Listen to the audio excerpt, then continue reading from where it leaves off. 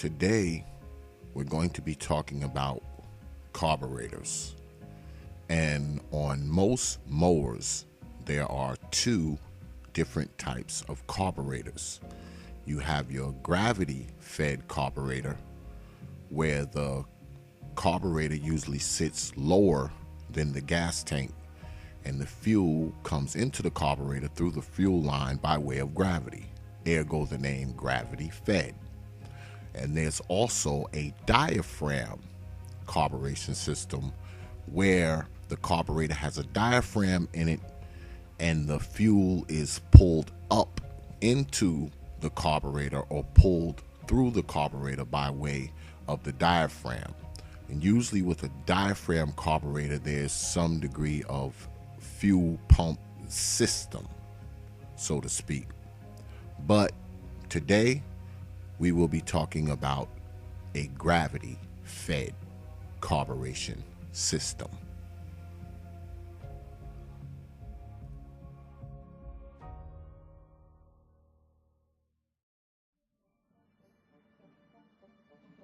Hey brothers, today I'm going to show you how to not only take a carburetor off, I'm going to show you how to clean it, and I'm going to show you how to blow it out.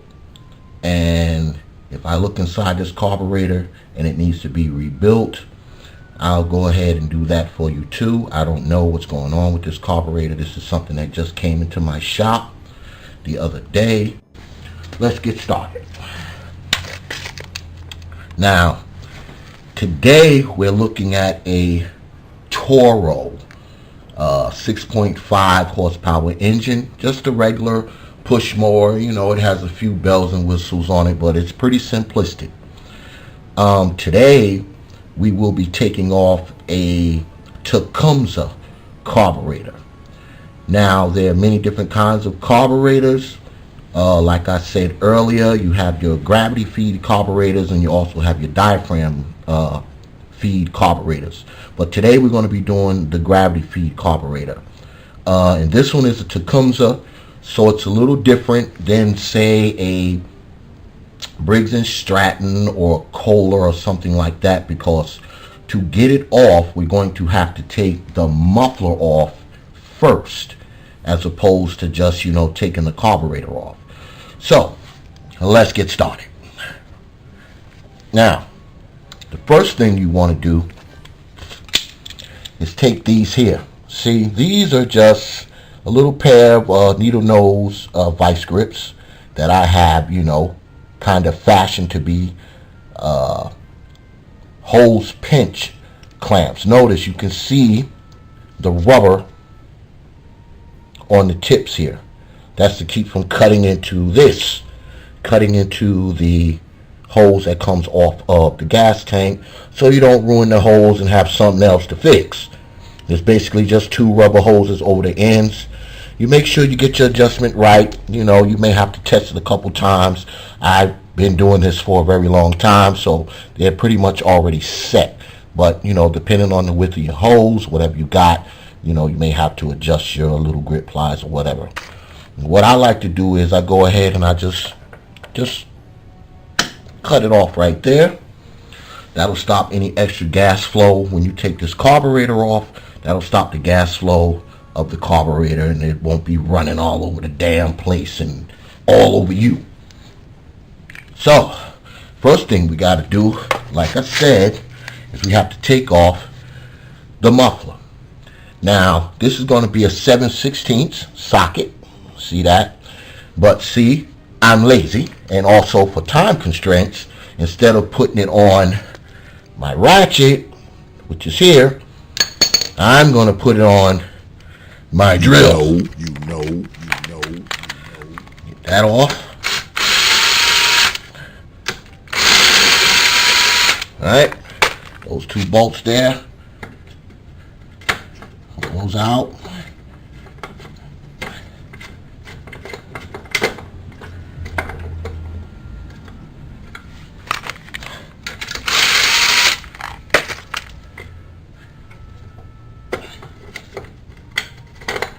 Alright?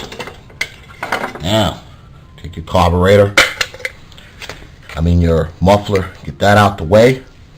Now, as you can see,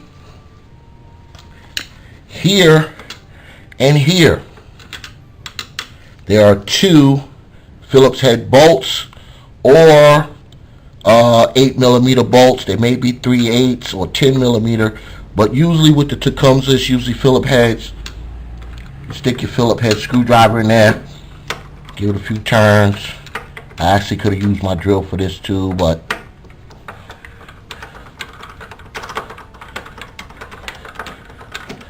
as you can see, the carburetor's getting ready to drop already.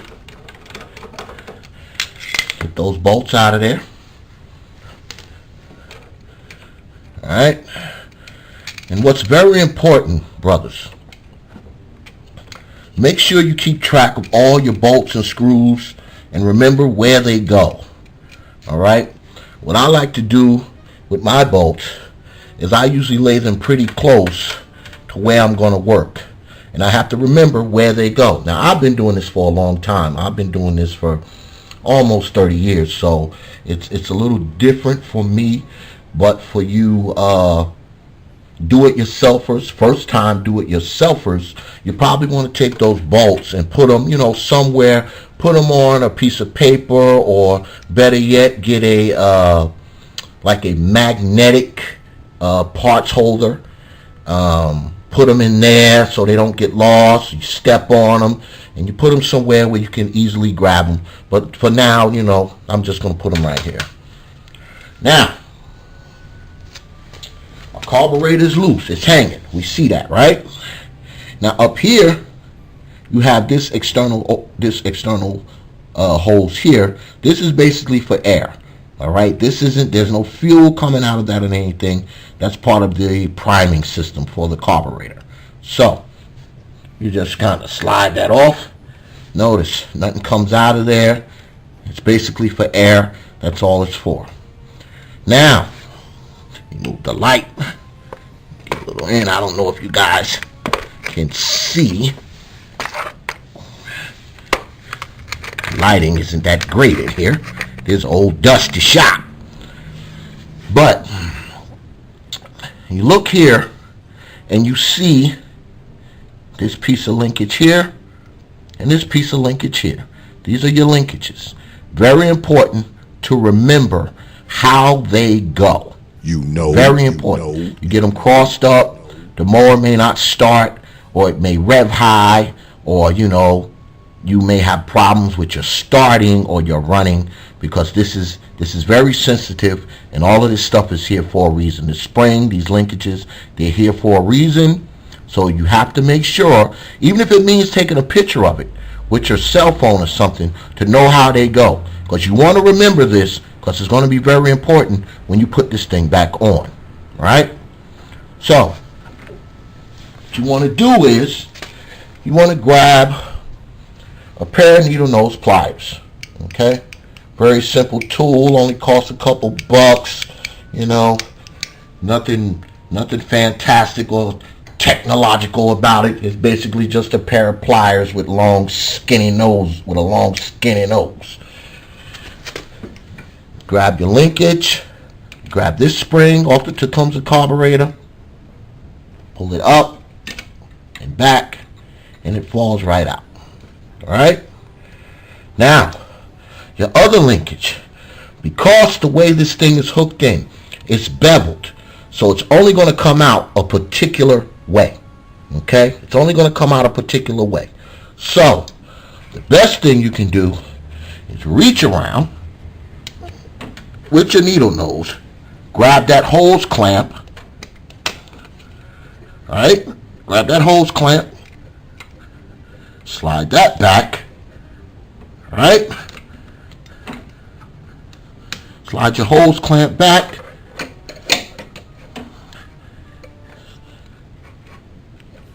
Grab it here. Can't really see it, but slide that hose clamp back.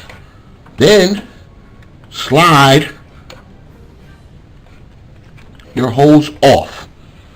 See that? You get a little gas out of there, but notice not much because of your pinch clamp is holding it. Take a look at how it's setting. I don't know if you guys can see it, but I'll shine the light on it. Take a look at how it's setting in there and watch the bevel of that linkage. So what you want to do is you want to take it and you want to go against the bevel of that linkage. And you'll only be able to do that if that hose is off. So I know that it's down and out. So what I'm going to have to do to get it off is go up and back. Usually this would work immediately, but it's not. So we're going to do this instead. Look in there. You see that? That's your linkage, right? Take that. If that doesn't work, you take it and you push that.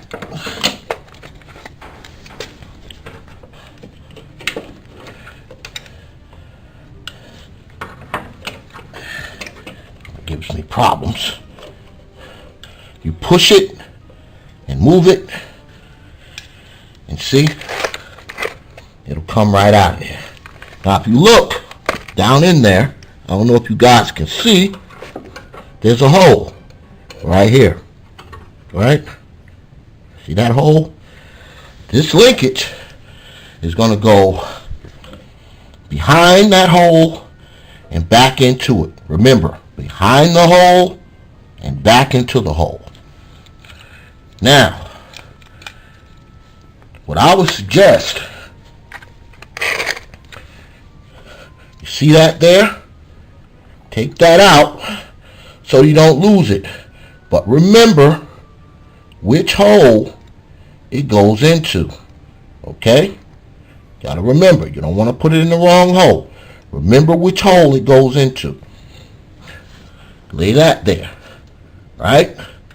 Also important to remember how it goes in. You don't want it to go in like this.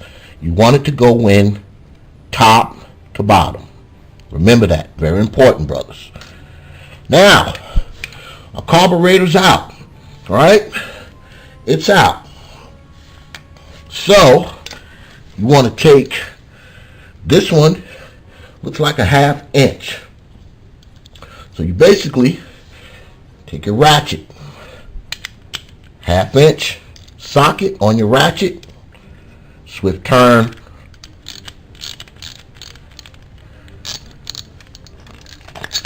gets loose, might have a little gas falling.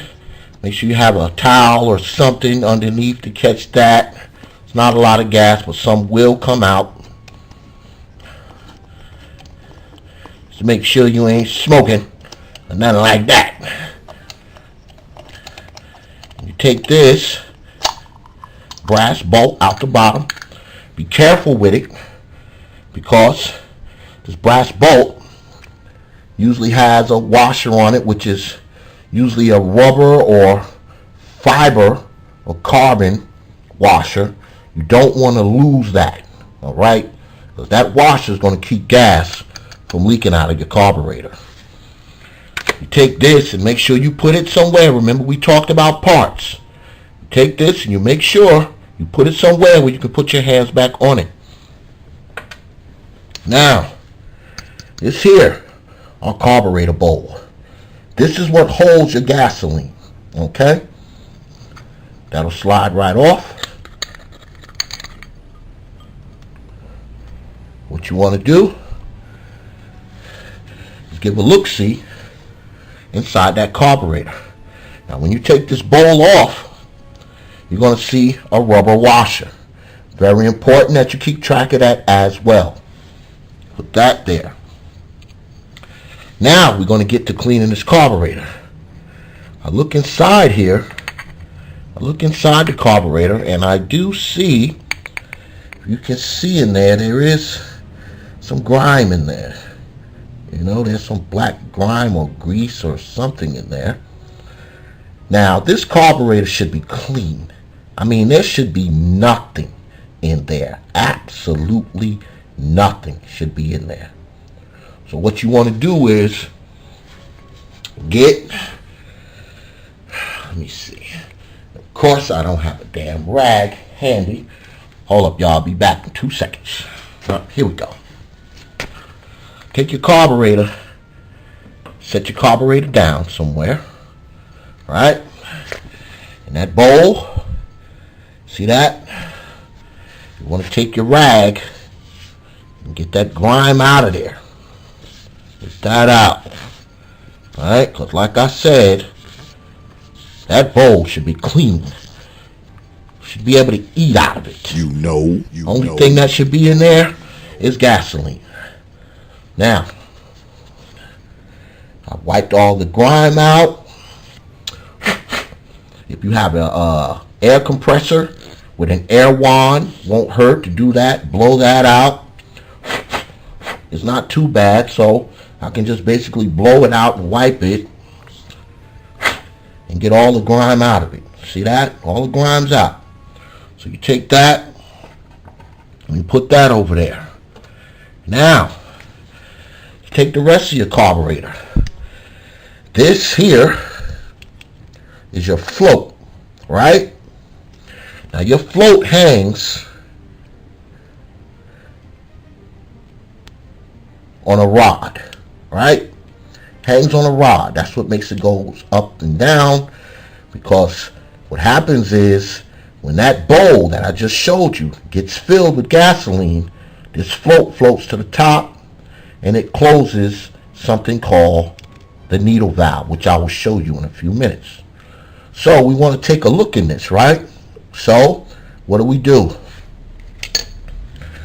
We take our needle nose and just kind of grab the rod right on out. All right, take that right out. See that? This too, keep track of it. Very easy to lose. I usually take it and drop it right inside my bowl. Now, carefully take your float out. Usually your needle valve comes off with it. Take this part of your carburetor, lay it over here. All right. Now, here's our float. And this is something that's called your needle. All right. This sits here. And it basically goes up and down, and it closes, it opens and closes, and allows X amount of gas to go to your engine. All right. So, take a look at this. All right. That needle doesn't look too bad. Wipe it off a little bit. Take that. Put that in your bowl too. So don't get lost. Take a look at your float. If your float looks dirty, go ahead, clean that off a little bit.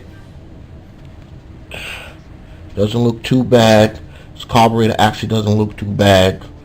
Trust me, in this line of work you see some real doozies. But this one doesn't look too bad. You know, wipe your float off. Stick that in there too. Now, we get to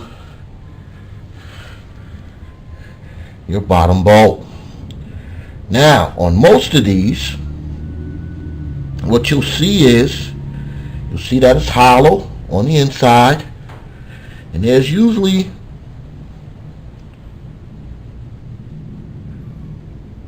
little hole points. I don't know if y'all can see them, but there's holes, okay? There's a hole in there that goes right through it. That thing needs to be clear, all right?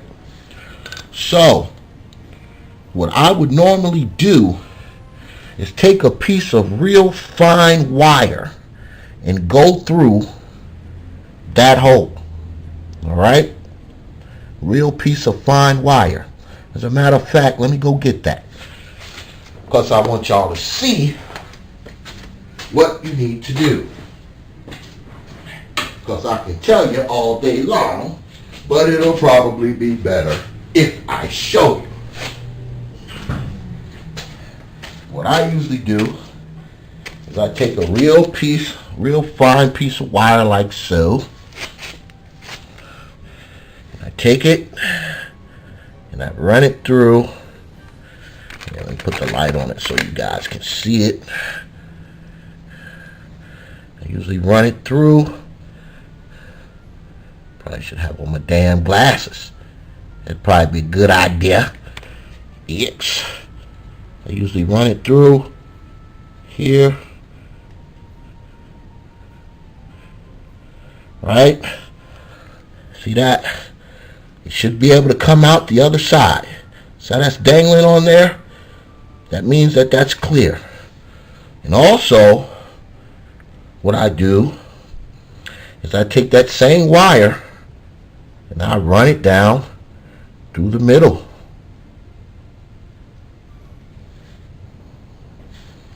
When I can see it. I run it down through the middle in there, move it around a little bit. Usually make sure I can see it. Make sure I can see the wire through the other holes. And usually I would, if it's really bad, what I would do is I would soak it in parts cleaner. But this one doesn't look that bad. So basically I just pretty much take it and blow right through it. You should be able to blow through it and feel air coming out of both sides, which I just did. It's clear. It looks good. Make sure you don't lose your little fiber washer. Put that back on. All right, that goes there. All right, throw that inside your bowl so you don't lose the damn thing. You know. Now we're looking at our carburetor. All right. And I said this is a Tecumseh carburetor.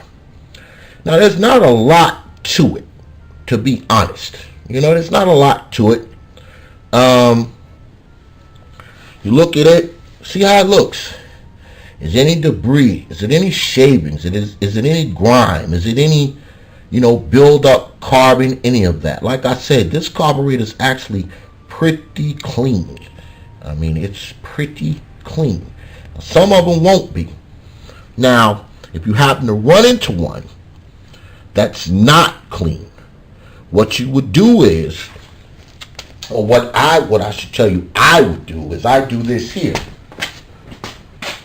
I usually take this here, the old gum out carbon choke cleaner, and I would spray it all over this carburetor. And maybe get a fine-tooth toothbrush and just kind of brush it clean, But like I said, this one is pretty damn clean, actually. I would brush it clean, right? I would brush it clean.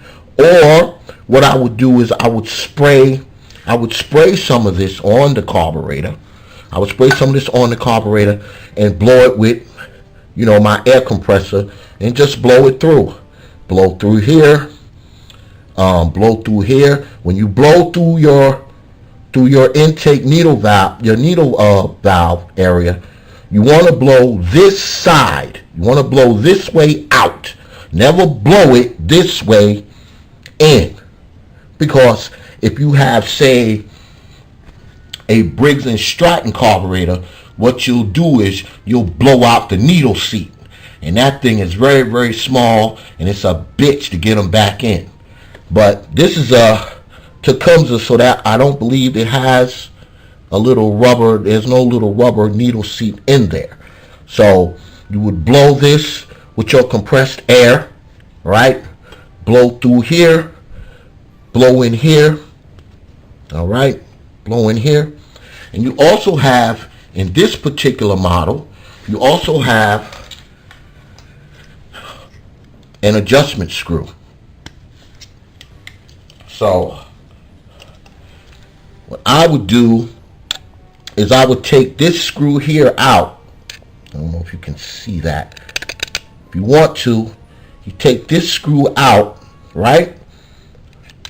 And first thing you want to do before you take it out is take your screwdriver, note where it is, right?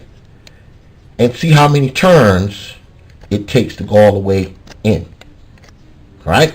If it's not already screwed all the way in, you take it and you screw it and count, whether it's 1 or 2 or 3 or 4 to make it go all the way in. Because when you take that out, when you back that screw out, if you need to, when you go back to put it back in, what you want to do is screw it all the way in, and however many turns it was, where it was sitting, you do that many turns out. If you had to turn it 3 times to make it go all the way in, you adjust it all the way in, and then just turn it 3 times out, and it'll be set back. Now, we've blown it out, we've cleaned it, carburetor looks good, okay? Now, very important,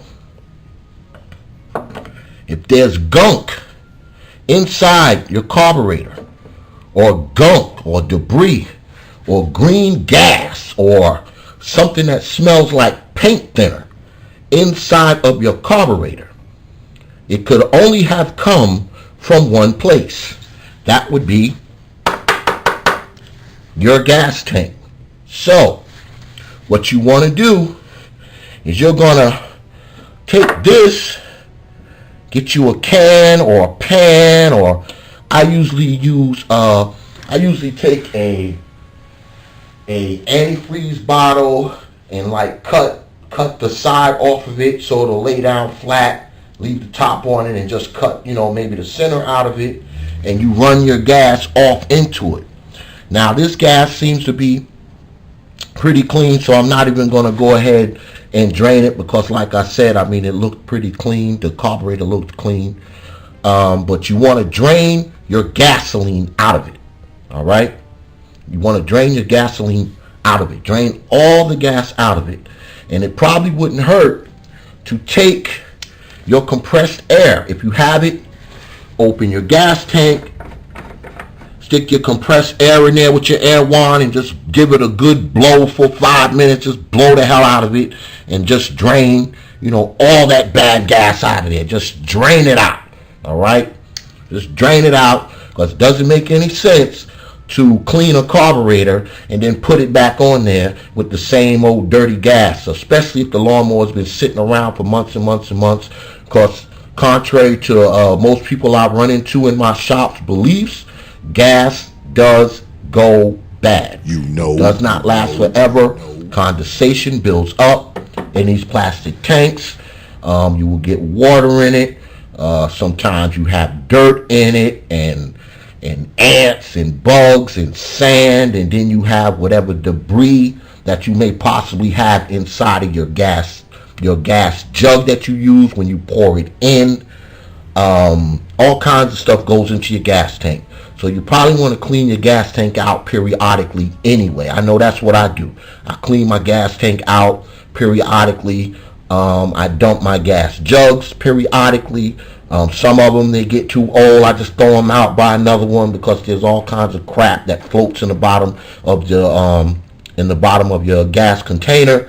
And guess what? When you put gas on top of it and pour that gas inside your gas tank, you're pouring that crap inside your machine. So be wary of that too. All right? Now, we've cleaned our carburetor, right? We've blown out our bowl. We've did all of the stuff we need to do. We've drained our gas. We've done everything, right? So now what we got to do? We have to put it back together. So, grab your carburetor, right? The main body of your carburetor. Now this is where you have to remember where you had your stuff. What you want to do is get your rubber gasket. All right? I usually put that on first, because if I don't, I'll freaking forget it. Grab your bowl, which your bowl has all your parts in it, your float, your needle, all right? Gas needle, fuel needle, whatever you want to call it. And it has the little rod that it rides on, right? So, take your needle. Usually, your needle has a little clasp on it that sits, hook that back where it came from, like so. See that? Now, take that needle and make sure you get that needle right into that hole. Right? Get the needle in the hole and make sure you get your float ends in between where it rides on the rod. Grab your rod, put your rod back in the hole. You may have to jiggle it a little bit. Voila. Now your float, your needle, back where it's supposed to be. See? Right? Now what you want to do, get your bowl. Now not all bowls are like this, but this one is. Very important. You see the bottom of that bowl? You want to line that up. Take a look at that. I hope you guys can see that. See how that looks? You want to line this up with the bowl. Because one thing about small engines, they are made a particular way for a reason. Now the reason why this indentation is here on the bottom of this bowl is so that bowl can open to a particular depth. So what you do is you line it up as close as possible. Doesn't have to be perfect, but as perfect as possible. And make sure your damn gasket stays on. Sometimes they stretch out for whatever reason. Alright, line that up. Slide that on.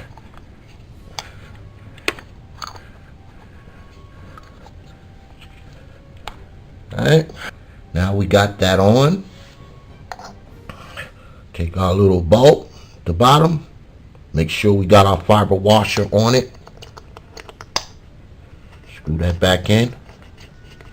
Get your ratchet, 1/2 inch. Tighten it back up. Don't tighten it too tight because you don't want to break it. Just hand tight. Now, your carburetor's back assembled, right? Now remember what we said about our linkages. Very important. We're going to take it. Remember how it went? This hole here. That through that hole. Remember it was our first hole. Look at me, backwards like a motherfucker. Do our first hole right here. Bam. See that? That's how we want that. Now, we're going to go here. We're going to go back. Right? We're going to go back to where our governor is, right? We'll slide this right back in that hole where it came out of, remember?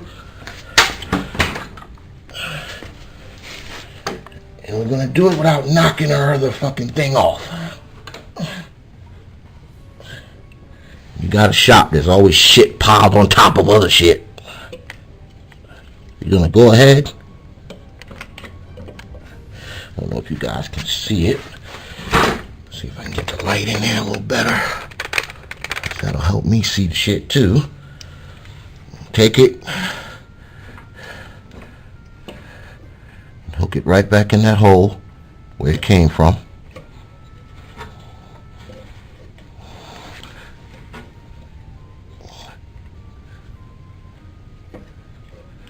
Alright.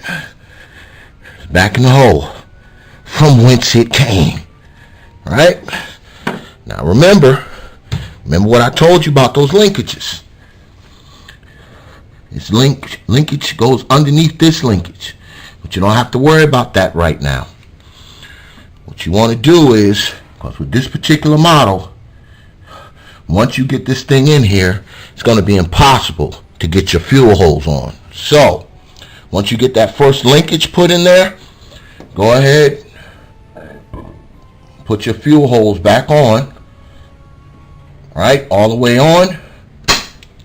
Let that off. You don't have to worry about fuel running all over the place, right? You actually could have left that on, but it'll just complicate how you operate because these pinch clamps are getting the damn way. So once you do that, make sure you get your other linkage out of the way, right?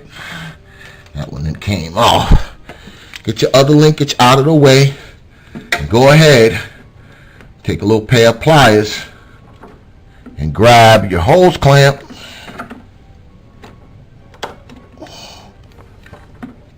or pinch clamp, whatever you want to call it.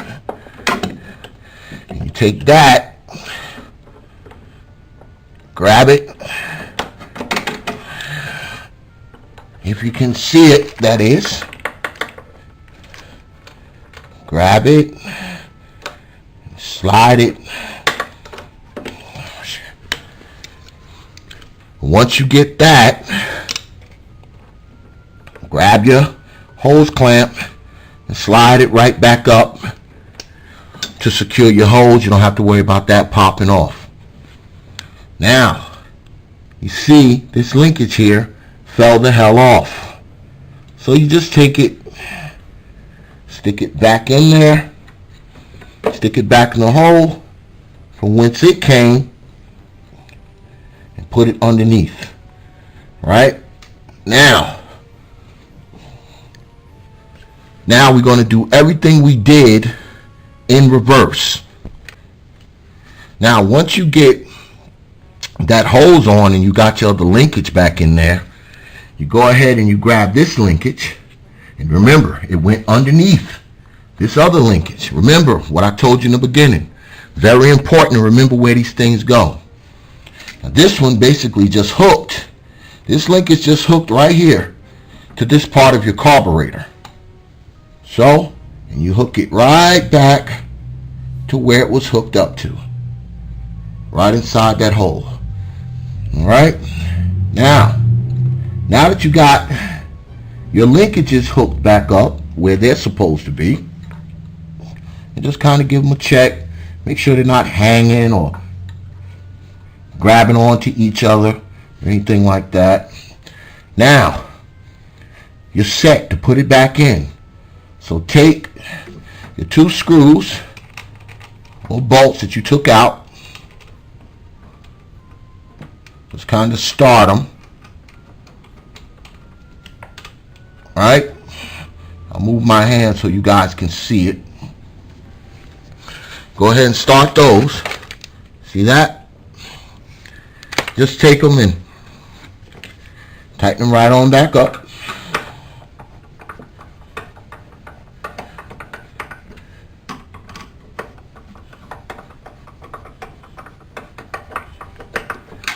Alright? Now, your carburetor's secured. Take your air hose, your primer air hose, slide that back on, nice and snug. See that? Put that right back on. And basically, guys, that's it. I mean, you have just cleaned your carburetor. 9 times out of 10, if a lawnmower has sat for a while, like I said earlier, the gas will go bad. That's usually the primary cause of your lawnmower. These push mowers, that's usually the primary cause of them not starting. You know, it's usually there's something in the carburetor, there's dirt, or the carburetor's hanging because the gasoline has crystallized and the parts aren't moving. Or a lot of times what happens is it'll oxidize, and when you open it up, you'll see white and green and brown and all kinds of stuff in there. Especially if you use that damn 87, which I always advise people not to put in your mower. go ahead, spend the extra few bucks, fill your damn gas container up with 92. Okay, fill it up with 92, 93. Don't put that 87 in there because there's way too much ethanol in it, and ethanol is not good for carburetors. I mean, you can kind of burn it in your car because your car is fuel injected. It doesn't have a carburetor. All lawnmowers have a carburation system, and ethanol is bad for carburetors. Just remember that. Don't use 87 in your damn mower. Trust me, you'll thank me. All right? So, basically, that's it, brothers. You've cleaned your carburetor, which, like I said, 90% of the time, that's the thing that's going to keep your mower from cranking. Especially if it's a mower that's in decent shape. I mean, of course, there's other things that go wrong with your mower, but if it's a mower that's in decent shape and it ran the last time you crunk it and it sat, in the garage all winter, and you go out to crank it and it won't crank, 9 times out of 10, this is your problem. So, I thank you for watching, and hopefully I have shown you brothers something that will help you out. Those of you who have mowers, a push mower, those of you who live in rural and suburban areas, you have a yard, when you got a yard, unless you got money like that and you hire people to cut your grass, you're gonna have to get out there and cut. So, when you have a problem with it, this is usually the problem. Put our muffler back on. When we crank it, we don't want it to sound like a garbage truck. So hopefully, go ahead and tighten that back up. All right. Hopefully, I've helped you brothers out, and showed you something that'll save you a few bucks so you don't have to bring it to somebody like me, and that's pretty much it. You've just cleaned your carburetor, brothers, and I'll see you next time on X Explains. Y'all be good. Peace, brothers.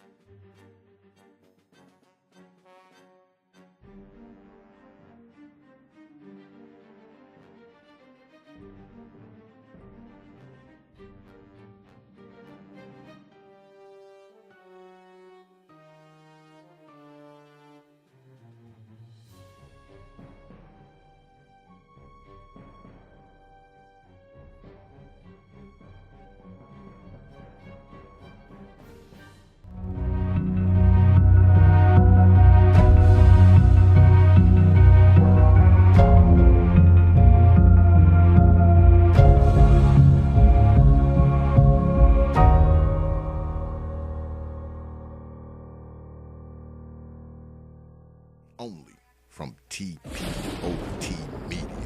Open your minds.